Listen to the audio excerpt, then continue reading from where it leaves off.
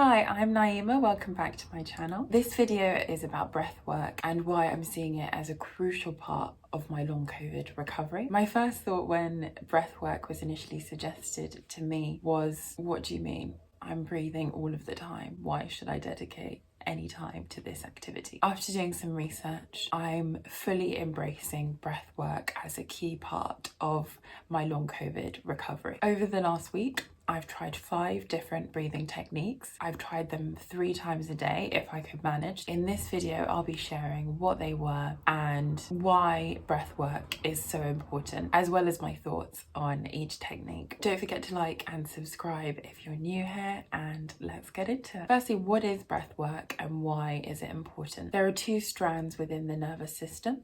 The first one is the sympathetic. This is the part that activates fight or flight, and there's the parasympathetic. This is the part that is responsible for your rest and your recovery. These 2 are in balance all of the time. Long COVID and other chronic conditions like POTS and dysautonomia can put your body disproportionately into the sympathetic fight or flight mode, and deep breathing activates the sympathetic nervous system. So it sends a signal to your brain to tell the anxious part that you don't need to be in fight or flight any longer, that you're safe. By addressing the physical fight, flight or freeze symptoms directly, you're freeing up mental energy to focus on your other symptoms, to rest and to speed up your recovery in general.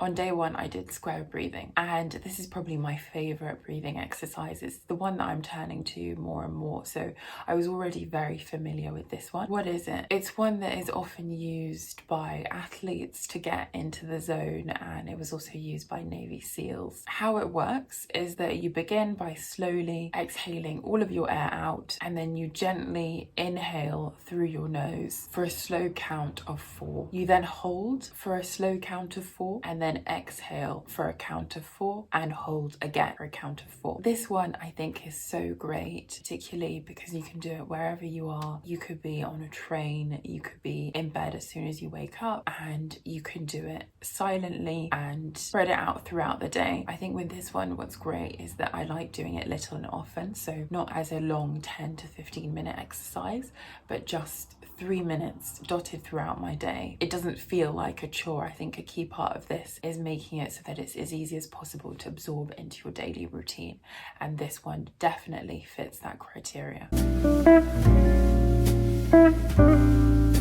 On day 2, I did Wim Hof. If you see my video on Wim Hof, I've been a Wim Hof fan for a long time. This exercise, I think, is a lot more intensive in comparison to some of the other ones that I'm mentioning in this video. The way that it works is that you assume a meditation posture, so you could be sitting up like this, or you could be lying down. You inhale and exhale for 35 to 40 seconds, and then you hold. After holding, so this hold could be 30 seconds, it could be 45 seconds, or it could be 1 whole minute. After this hold, you then inhale for 15 seconds and then get right back into that rhythm. And typically you would do this 3 times. So it's quite a long time to be doing this breathing exercise. So this was the only one out of the exercises that I did throughout this week that I was not able to do 3 times in one day, because I would say if you're dealing with respiratory issues, you really need to build up to being able to do that several times a day. I can do it once in the morning, and then it takes up quite a lot of my energy because it's a bit of a challenge to hold your breath for that long, and I think it's quite challenging to do if you're getting an increased number of symptoms. On a day where I'm feeling great, I can do a Wim Hof once in the morning and once in the evening, but on a bad day I don't think I can do it once per day, and that last breath hold really does push me. It's a more intense exercise, I would say, possibly one that you need to build up to. On day 3, I did something which is called breath focus, and this one involves having one hand on your chest and one on your stomach, and you breathe in for 2 seconds and then you think of a calming word before exhaling for 2 seconds again, and you just do this again and again. I think this is more of a meditative activity, so I really enjoy this, if I'm feeling stressed, if I'm caught in a negative thought spiral around my symptoms, I think this is the perfect thing to get you out of it in a couple of minutes.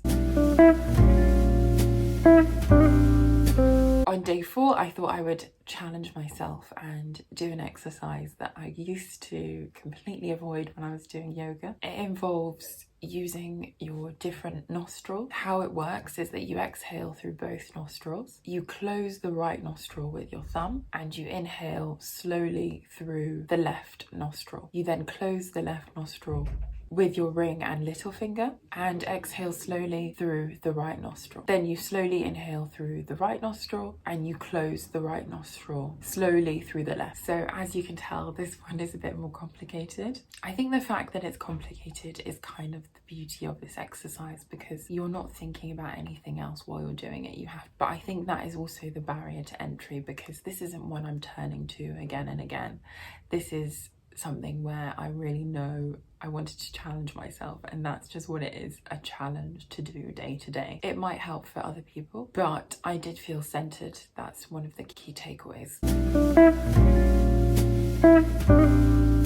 This final one that I did on the 5th day of my breathing challenge was diaphragmatic breathing. Putting one hand on the chest again and the other on the stomach. Breathe in as the stomach grows and hold for 3. Breathe out as the stomach goes in and hold for another count of 3. So I really enjoyed this one. Again, it's simple. You can do it from absolutely anywhere, but I think if I had to compare this breathing exercise that I did on day 5 with the first one, the square breathing, I would always turn to the square breathing. I don't know what it is about that one that is particularly satisfying. Since doing a lot more research into breathing exercises that can help with long COVID, I came across something called stasis breathing, and over the next month I'm going to be trying that and I will report back on my thoughts. If you're still, after this video, a bit skeptical about what breathing can do for your recovery, I've posted some links in the bar below, and there are a few videos that talk about some of the science behind